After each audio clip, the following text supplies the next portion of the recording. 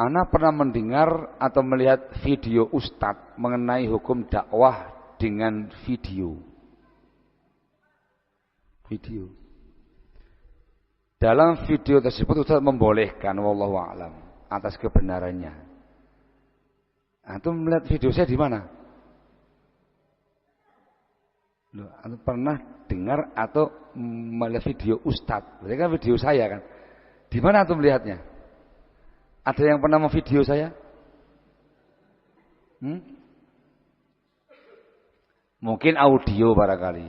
Audio yang mungkin diposting oleh sebagian orang atau siapa ke dunia maya barangkali begitu. Itu pertanyaan terkait dengan masalah dakwah lewat televisi dan yang semisalnya. Itu perbincangan panjang di kalangan para ulama kita memang. Barakallahu fikum. Banyak dari ulama kita yang membolehkan tapi dengan persyaratan. Dan seingat saya sebutkan di audio persyaratannya. Itu saya dengar langsung dengan dua telinga saya ini jawaban dari Asy-Syaikh Al-Allamah Asy-Syaikh Ubaid Al-Jabiri hafizahullah di rumah beliau. Di rumah beliau. Waktu itu temenin sama Syekh Muhammad bin Ghalib yang sekarang di Emirat. Itu diajukan soal seperti itu. Beliau mengatakan tidak ada masalah, boleh. Itu semata-mata kayak perangkat gitu, media. Persyaratannya sebelumnya tidak boleh ada kemungkaran, setelahnya tidak boleh ada kemungkaran, di sela-sela acara tidak boleh kemungkaran. Kamu menyampaikan ilmu kepada umat langsung live. Barakallahu fikum. Hatta Syekh Al-Albani membolehkan dengan cara seperti itu, live. Apalagi pemerintah yang menggunakannya untuk itu. Media dakwah supaya langsung nyampe ke seluruh penjuru dunia, bahkan tanah air yang nggak mungkin disentuh oleh dai ke sana, gitu ya. Itu ketentuannya. Kalau semua selama bersih dari kemungkaran ada masalah. Itu media. Barakallahu fikum. Seingat saya, itu saya jawab ketika mengomentari fenomena dai yang mengaku sunnah yang masuk ke ranah ini. Kita mengatakan, kita tidak mengingkari medianya. Gitu. Yang kita ingkari kemungkaran yang terjadi pada dakwah mereka ini. Mungkin antum pernah dengar, pernah tahu, mungkin pernah lihat salah seorang dai-nya mereka diundang ke acara televisi. Ada hostnya yang menyampaikan, ada peliputnya, perempuan.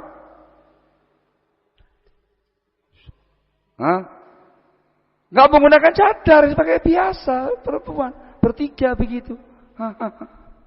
Terus piye? Ya kita ingkari, bukan terkait dengan zat videonya, tapi ada kemungkaran di situ.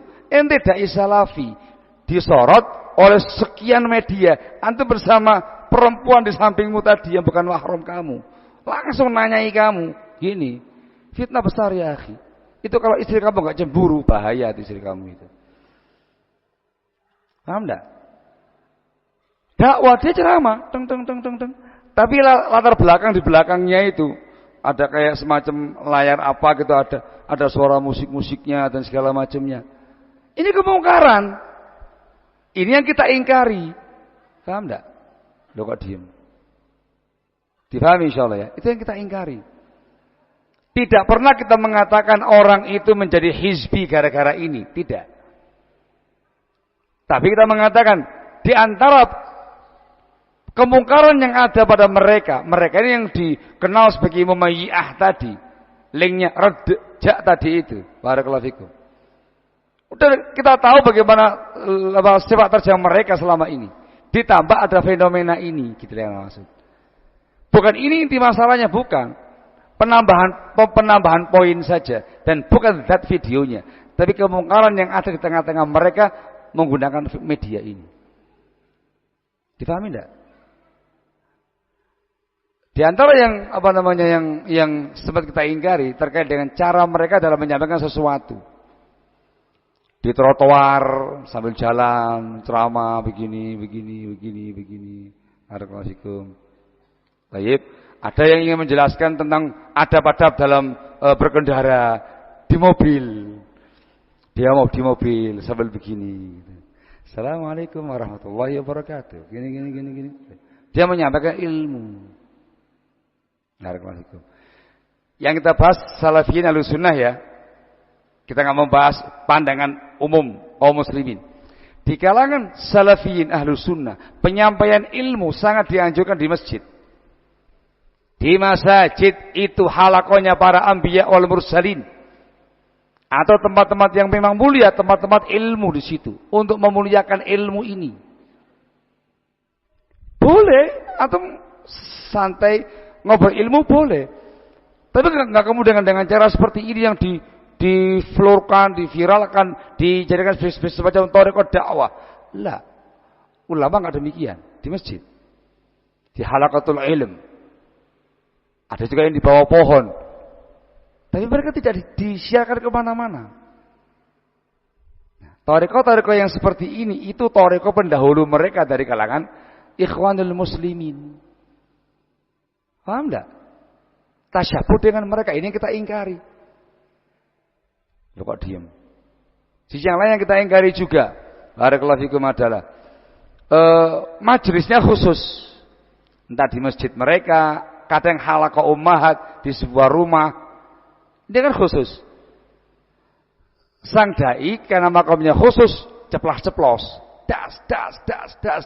Labas. Secara ilmu dakwah enggak masalah, makamnya khusus. Sehingga dia lebih lepas menyampaikannya. Das, nyebut nama orang, wah habis itu sudah. Yang kita ingin apa? Ini diupload. Masuk ke YouTube. Viral di mana-mana, masuk di YouTube. Di situ isinya dia menghantam tokoh besar Sufiah internasional. Kalau antum mau mengikuti perkembangan tahu siapa dia. Tetangganya antum orang Sulawesi juga. Barakallahu fikum. Ya, dulu mustami, saya sandi dia mustami, jauh adik kelas saya dia. Barakallahu fikum. Viral, marah jamaahnya dia. Oh, dicari orangnya, fulan, dituntut untuk tobat dan minta maaf.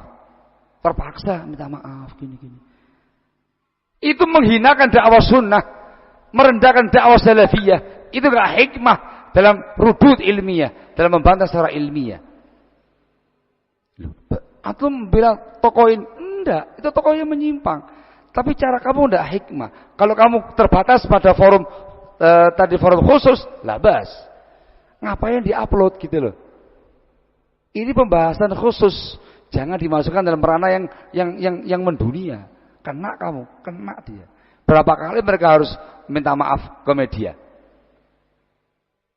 Barakallahu fikum. Dengan cara enggak hikmah. Itu mencoreng-moreng nama besar dakwah sunnah dakwah salafiyah. Dicekal di mana-mana mereka sekarang. Paham enggak? Itu penambahan pembahasan, bukan inti masalah. Inti masalah kita dengan mereka al-wala wal bara'. Makanya saya panjangkan tadi pagi itu, ini pembahasannya. Ini mubayyah, ini mutasyaddidah. Al-wala wal bara'. Siapa yang bergandengan tangan dengan tokoh Hizbut Tahrir? Mereka. Siapa yang bergandengan dengan tokoh Ikhwanul Muslimin? Mereka. Siapa yang mengunjungi tokoh Khawarij nasional yang dicari pemerintah? Mereka. Jangan dianggap, oh kok gitu aja masuk. Kemudian, lah itu pembahasan al-wala wal bara'. Walaknya kamu salah. Menunjukkan kamu sama kayak mereka-mereka ini. Barakallahu fikum. Di sisi yang lain ketika antum menyikapi kami salafiyin ahlussunnah, kamu tuding kami jamaah tahdzir dengan tanpa hujjah. Kamu tuding kami sebagai ghulat, ekstremis dengan tanpa hujjah. Isyhada. Itu kenapa agak memanjang ya. Kita bahas masalah itu. Oleh mereka dicaplok, plek, nih Ustadz kalian membolehkan. Yang rinci, yang detail saya terangkan panjang itu, ketentuannya panjang lebar saya menerangkan di situ. Barakallahu fikum. Wallahu a'lam bishawab. Alafumikum agak kepanjangan. Mungkin dia mengatakan, ya Ustadz, masa sama-sama muslim begini Ustadz? Ya kalau muslimnya lurus, ngapain juga begini? Kalau muslimnya menyimpang, ya harus dibegitukan. Kan masih banyak musuh-musuh dari kalangan kaum kufar. Iya, yang dihadapi orang-orang kafir, kaum musyrikin. dan semua yang ada pada mereka. Dan yang dihadapi juga ashabul ahwa'i wal bid'ah. Nabi kita Muhammad tidak hanya mentahdir kita dari kaum kufar, kaum musyrikin. Beliau juga mentahdir kita dari kaum khawarij, qadariyah. Bahkan mentahdir kita dari kelompok 72 kelompok sesat dalam riwayat dengan nas mengatakan semua finar. Semua dihadapi, ahli maksiat juga dihadapi. Semua kemungkaran dihadapi dan mara bahaya mereka ini lebih mengerikan daripada kaum kufar. Mara bahayanya ya. Ini orang kafir semua tahu, yang ini mengaku sebagai Ahlus Sunnah. Orang nggak tahu dia menyimpang. Bisa merusak al-wala' wal bara', bisa merusak manhaj salaf, bisa merusak dakwah salafiyah dari dalam. Barakallahu fikum. Dipahami enggak? Jadi bukan masalah sepele, perkara besar. Dan supaya antum paham, mereka tahu siapa kita, kita tahu siapa mereka. Barakallahu fikum. Yang baru-baru muncul kemarin itu orang kemarin, enggak tahu bagaimana awal mulanya kita tahu. Yang mereka katakan syekh itu guru saya semua. Ini itu guru saya, ini guru saya, ini guru saya. Barakallahu fikum. Tahu siapa? Yang ini adik kelas saya, yang ini seangkatan dengan saya, yang itu kakak kelas dikit. Tahu semua. Mereka tahu siapa kita tahu siapa mereka. Barakallahu fikum. Nah, jangan heran ketika dalam dakwah mereka orang yang paling mereka enggak suka itu kita. Kalau bahasa orang menang-menangan, kartu as mereka di tangan kita. Barakallahu fikum. Dipahami insyaallah ya? Kok diem? Nah, bahasanya umum saja.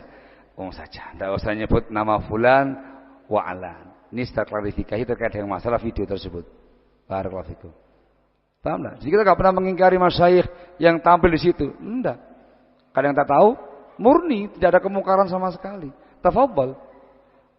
Ketika yang lain tidak mau, ya silahkan ala kaifa. Perkara yang perbincangan ilmiah di kalangan para ulama. Kok diingkari? Bukan masalah medianya.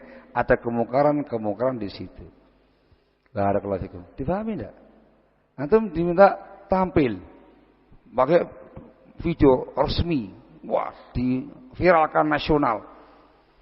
Ini kamu membawa nama besar dakwah salafiyah. Sebelahnya kamu ini tokoh khawarij nasional. Yang sebelahnya ini liberal.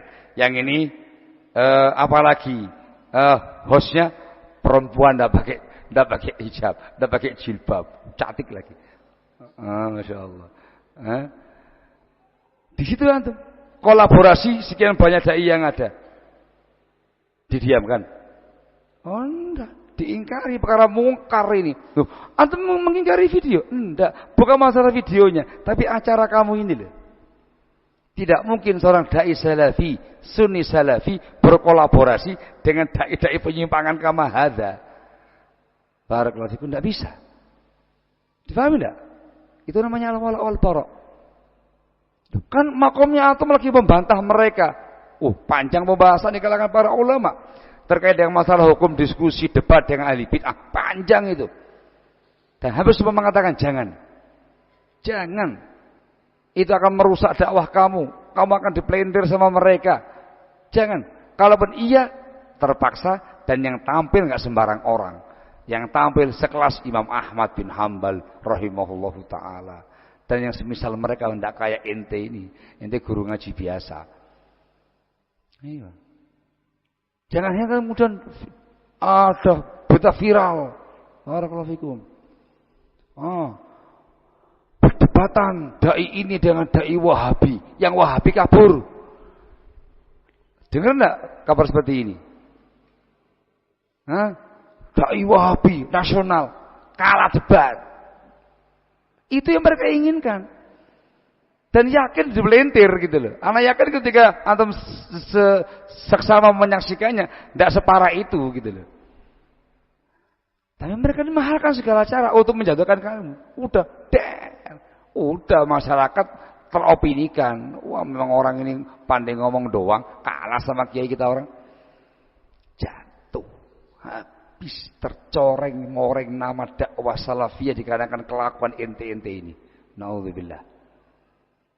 Sekarang Yang nyampe ke ana beritanya. Guru-guru saya yang sekarang di sana itu. Ya mantan guru atau mendiang guru gitu ya. Tidak bisa dakwah lepas dia sekarang. Dia mau masuk ke sebuah tempat dakwah di masjid umum untuk mendakwai masyarakat umum. DKM-nya langsung tanya, siapa? Oh fulan. Maaf, masuk daftar blacklist. Ini dai Wahabi. Langsung. Tidak bisa masuk. Tidak bisa masuk. Alhamdulillah. Pernah saya lagi disupiri ikhwah kita di Jakarta, mantan mereka cerita. Ustaz Fulan, dia nyebut guru saya ini, Ustaz Fulan. Pernah ada teman saya sekomplek itu kepingin ngundang beliau. Akhirnya disuruh menghubungi yang bagian urusan taklimnya beliau, ditanyakan, kamu mau ngundang di mana? Kamu punya masjid? Tidak punya. Di mana? Di masjid kompleks saya. Tidak bisa. Tidak bakal mau beliau. Loh kenapa? Dicekal. Jadi kalau taklim ya harus punya masjid sendiri. Itu aja bikin masjid geger masyarakat gara-gara mereka. Ya apa enggak? Loh kok diem? Jangan pernah mengatakan, wah kita perlu perjuangan, memang harus berjuang. Iya kalau caranya kamu benar perjuangan, caranya kamu tuh nggak hikmah, nggak bijak. Allahul musta'an, hancur semuanya. Kita alhamdulillah dengan apa yang ada pada kita masuk masjid umum, masuk nggak masalah, ya nggak? Di banyak tempat kita masuk, barakallahu fikum, di instansi kita masuk, nggak ada masalah, nggak ada yang kemudian heboh dengan kita. Barakallahu fikum. Ya kita kan nggak pernah bikin muskilah nasional gitu bahasanya, nggak ada. Paling masa lalu ditanya lagi, oh sudah nggak ada, aman. Gitu ya. Alhamdulillah, agak panjang sedikit. Semoga memberikan pencerahan untuk kita semuanya. Semoga manfaat naktafidah. Subhanaka wa bihamdika asyhadu an la ilaha illa anta astaghfiruka wa atubu ilaik. Fadhalu hafizakumullah.